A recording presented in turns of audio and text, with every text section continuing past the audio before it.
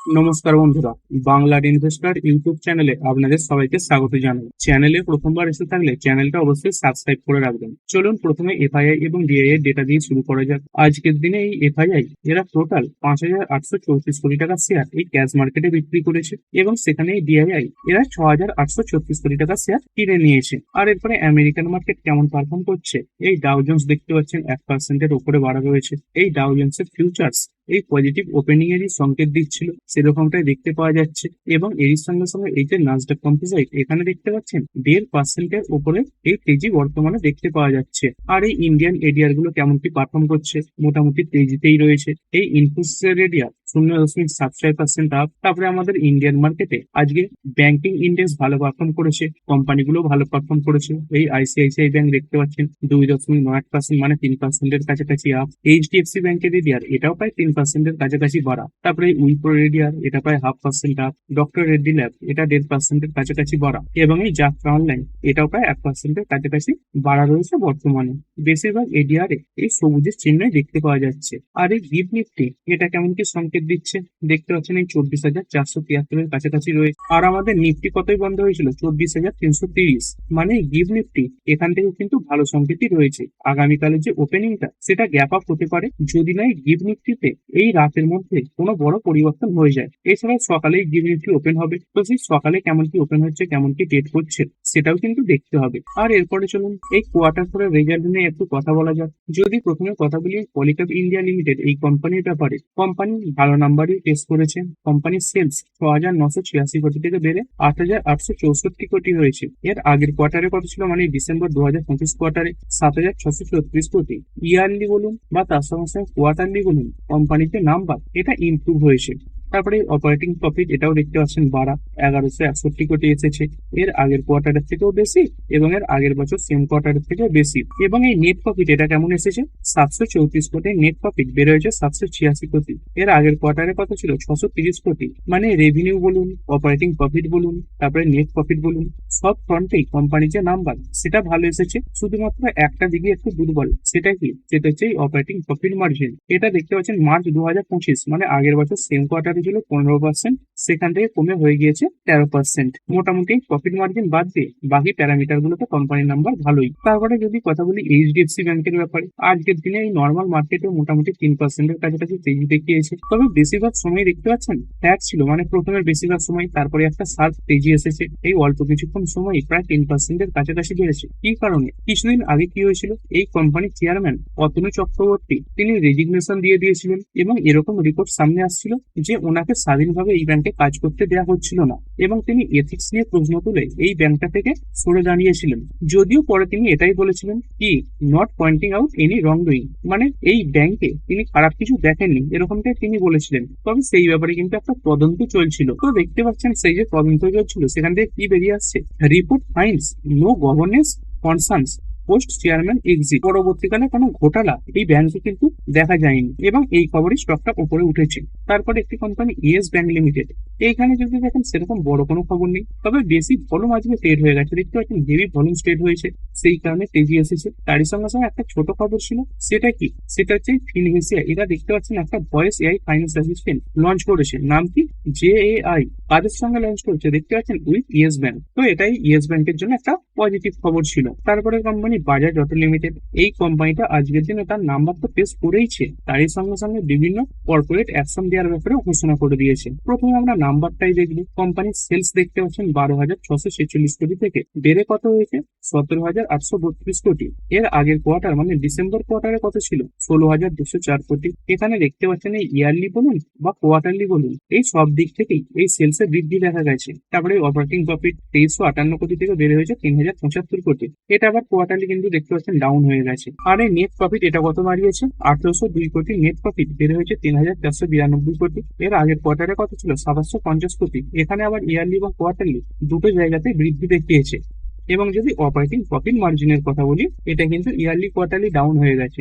এবারে কত হচ্ছে, 17%। এর আগের কোয়ার্টারে কত ছিল, 23%। এবং আগের বছর সেম কোয়ার্টারে কত ছিল, 19%। তো এই নাম্বারে মোটামুটি অপারেটিং প্রফিট মার্জিন আর এই অপারেটিং প্রফিট এখানে কিছুটা প্রেসার দেখতে পাওয়া গেছে, বাকি প্যারামিটার গুলো ভালো। এছাড়াও যদি কর্পোরেট অ্যাকশনের কথা বলি, এই কোম্পানি দেখতে পাচ্ছেন 5,633 কোটি টাকার শেয়ার বাইব্যাকের ব্যাপারে ঘোষণা করে দিয়েছে। এবং কি রুটে বাইব্যাক হবে? এই বাইব্যাক দুখানা রুটেই হয়, একটা হচ্ছে টেন্ডার রুট এবং আরেকটা হচ্ছে ওপেন রুট। তবে সেবিং নির্দেশাবলী অনুযায়ী এই যে ওপেন রুট সেটা তো বন্ধ রয়েছে, যেটা চালু হবে এরকম রিপোর্ট সামনে আসছে, কিন্তু সেটা এখনো চালু হয়নি। অর্থাৎ টেন্ডার রুটে এই যে বাইব্যাক সেটা হবে। আর এই বাইব্যাকের প্রাইস কত রাখা হয়েছে দেখতে পাচ্ছেন, 12,000 টাকা পার পিস প্রাইস রাখা হয়েছে।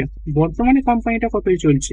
বর্তমানে কোম্পানিটা 10,390 টাকাতে চলছে, মানে প্রায় 1600 টাকা বেশি দামে এই যে বাইব্যাক সেটা কোম্পানি ঘোষণা করে দিয়েছে। এছাড়া যদি কথা বলি, এই কোম্পানি একটা বড় পরিমাণে ডিভিডেন্ড দিতে চলেছে। এই ডিভিডেন্ডের ভ্যালু কত? এক একটা শেয়ার পিছু 150 টাকা করে এই কোম্পানি ডিভিডেন্ড দিচ্ছে। এবং এই ডিভিডেন্ড পাওয়ার জন্য রেকর্ড ডেট কবে রাখা হয়েছে? এই মে 29 তারিখটাকে রেকর্ড ডেট হিসেবে রাখা হয়েছে। অর্থাৎ এই মে 29 তারিখে আপনার পোর্টফোলিও বা ডিম্যাট অ্যাকাউন্টে যদি বাজারজাত এই কোম্পানির শেয়ার থেকে থাকে, তাহলে আপনি প্রতিটা শেয়ার পিছু এই 150 টাকা করে ডিভিডেন্ড পাওয়ার জন্য এলিজিবল হবেন। তারপর একটি কোম্পানি এসআরএফ লিমিটেড, কেমিক্যাল সেক্টরে কাজ করে একটি কোম্পানি, 8% কাছাকাছি বেড়েছে। কোম্পানির নাম্বার ভালো এসেছে। দেখতে পাচ্ছেন কোম্পানিটা বাড়ার পেছনে কাজ করছে স্ট্রং Q4। তারই সঙ্গে সঙ্গে এই কোম্পানি দেখতে পাচ্ছেন বড় ইনভেস্টমেন্ট প্ল্যানও সামনে রেখেছে। কোম্পানি উড়িষ্যাতে প্রায় 2300 কোটি টাকা ইনভেস্ট করবে। এছাড়াও দেখতে পাচ্ছেন এই কোম্পানি তাদের এই কেমিক্যাল বিজনেসে প্রায় 15 থেকে 20% গ্রোথও দেখছে।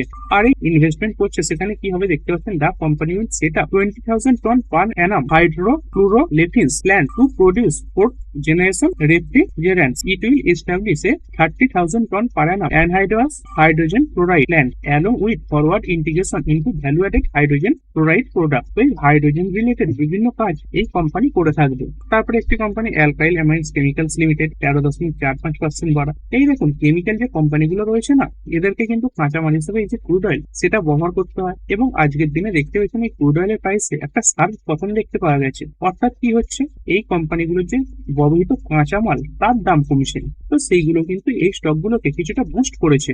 এই কোম্পানিটা এর আগের দিন কোয়ার্টার পরে নাম্বার টেস্ট করেছিল, সেটা কিছুটা দুর্বল ছিল। আজকে বাড়ার পেছনে এই যে তেলের প্রাইস সেটাই কাজ করছে। এছাড়াও এই ক্রুড অয়েলের প্রাইস পড়ে যাওয়ার কারণে আরো কিছু স্টক উপকৃত হয়েছে।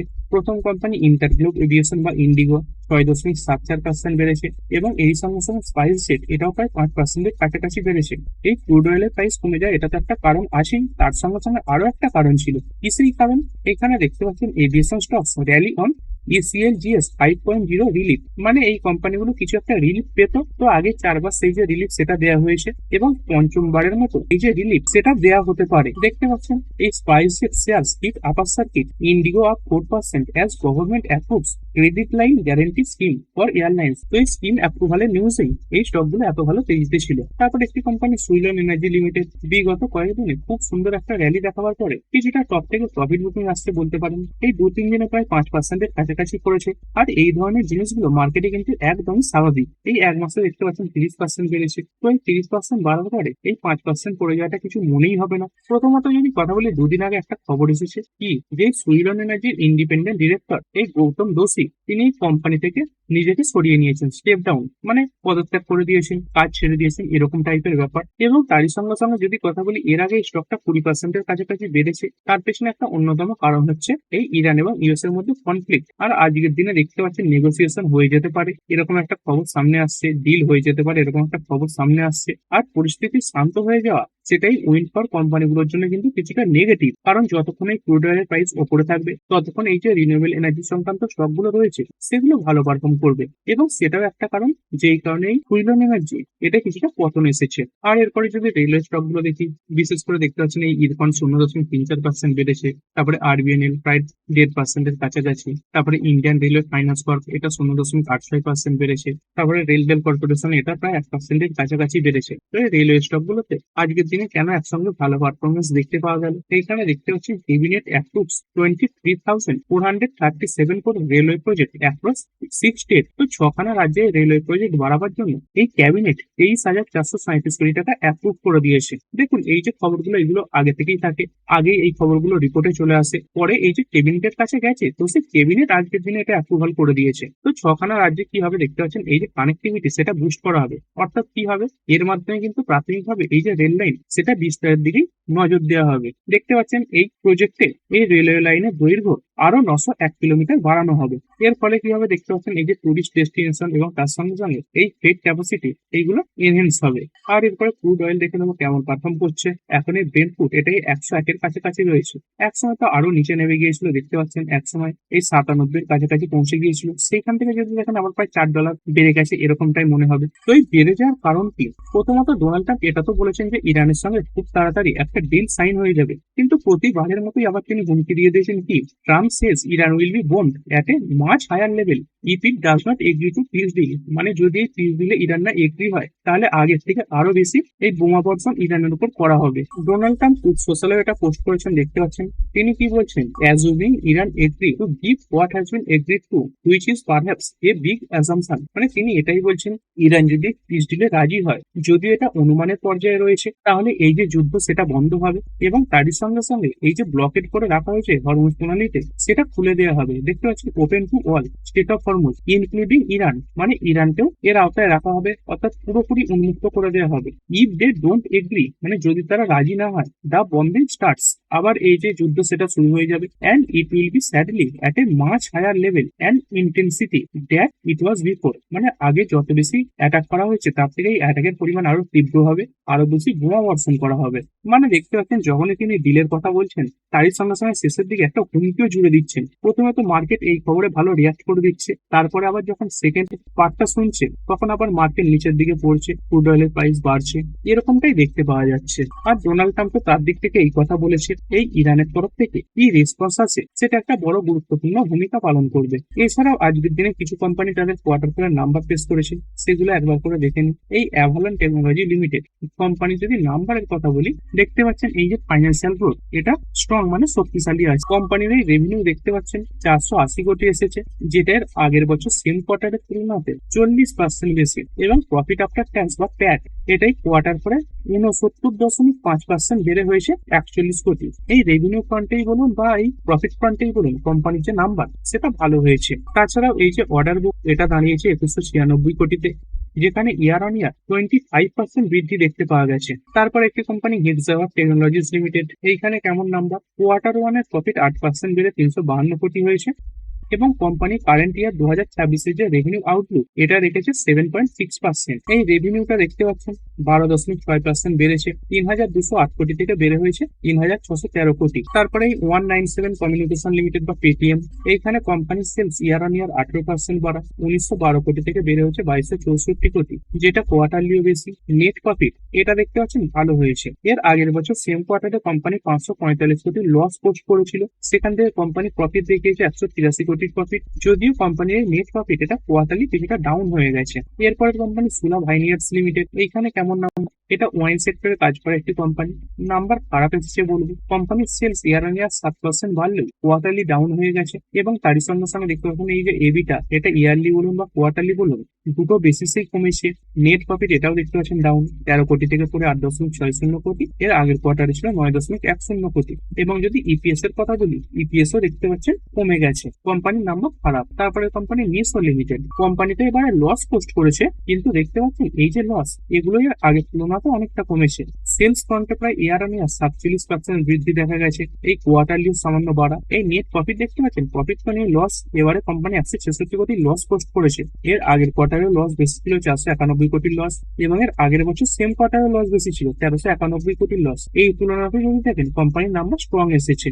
আর যদি আগামীকালের কোয়ার্টার ফোর নাম্বারের কথা বলি, অনেক কোম্পানি রয়েছে, যেমন দেখতে পাচ্ছেন অ্যাগনি সোলার রয়েছে, তারপরে এই অ্যাপোলো পাইপস দেখতে পাচ্ছেন, এই বাজাজ হোল্ডিং রয়েছে, তারপরে এই ভারত ফোর্জ, বায়োকন, ব্রিটানিয়া, কার্ট্রেড রয়েছে, সিসিএল, সেইগাল, তারপরে কোরোমান্ডাল, ডাবর রয়েছে, তারপরে এই এসকট কুবোটা রয়েছে, এই গ্র্যাভিটা রয়েছে, ইন্ডোফাই রয়েছে, তারপরে লুপিনের নাম্বার আসছে, এমজিএল, তারপরে এমআরএফ রয়েছে, পিডিলাইট ইন্ডাস্ট্রি, তারপরে রুড মোবাইল আছে, তারপরে রতন ইন্ডিয়া পাওয়ার, শক্তি পাম্প, তারপরে বিক্রম সোলার, ভিমার্ট রয়েছে, ওয়েস্ট লাইফ, ওন্ডেলা হলিডে রয়েছে। তো এরকম বহু কোম্পানি আগামীকাল তাদের যে নাম্বার সেটা পেশ করতে চলেছে। আর এরপর একটি কোম্পানির জন্য ভালো নিউজ আসছে, সেটা কি, সেটা হচ্ছে রিলায়েন্স ইন্ডাস্ট্রি।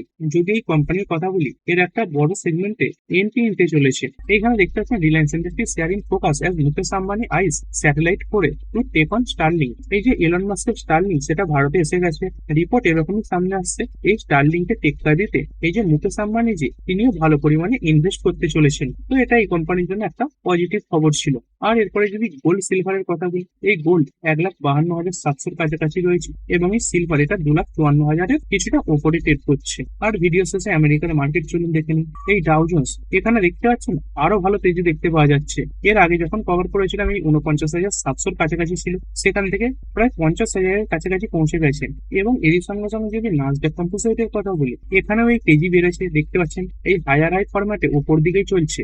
এই মুহূর্তেও এই নাসডাক কম্পোজিট 1.86% উপরে রয়েছে। এবং তারই সঙ্গে সঙ্গে এই গিভ নিফটি এটাও দেখতে পাচ্ছেন পজিটিভে চলে গেছে। গিভ নিফটি এই মুহূর্তে 24,500-র উপরে ট্রেড করছে। যদি স্টিল রিলেটেড কোনো খবর হঠাৎ করে চলে আসে, তাহলে কিন্তু আমাদের নিফটি এক চান্সে 24,800 লেভেলকে ভেঙে উপরে পৌঁছে যেতে পারে। তো ঠিক আছে বন্ধুরা, আশা করছি ভিডিওটা আপনাদের ভালো লেগেছে। আপনি চাইলে এটাকে লাইক এবং শেয়ার করতে পারেন। আর শেয়ার মার্কেট সংক্রান্ত ডেইলি নিউজ আপডেট পেতে চ্যানেলটা সাবস্ক্রাইব করে রাখবেন এবং পাশে থাকা বেল আইকনটি টিপে অল অবশ্যই সিলেক্ট করে রাখবেন, যাতে পরবর্তী ভিডিওর নোটিফিকেশন আপনার কাছে সময় মতো পৌঁছে যায়। আর হ্যাঁ, ভিডিওটি শুধুমাত্র ইনফরমেশন এবং এডুকেশনাল পারপাসের জন্য বানানো হয়েছে। আমি সেবি রেজিস্টার্ড নই, তাই কোনো প্রকার শেয়ারে কোনো প্রকার বাই, সেল, হোল্ড বা অ্যাভারেজ করার কোনো সিদ্ধান্ত নেওয়ার আগে আপনার যে ফাইন্যান্সিয়াল অ্যাডভাইজার আছে তার সঙ্গে অবশ্যই আলোচনা করবেন। দেখা হচ্ছে পরের ভিডিওতে। ধন্যবাদ।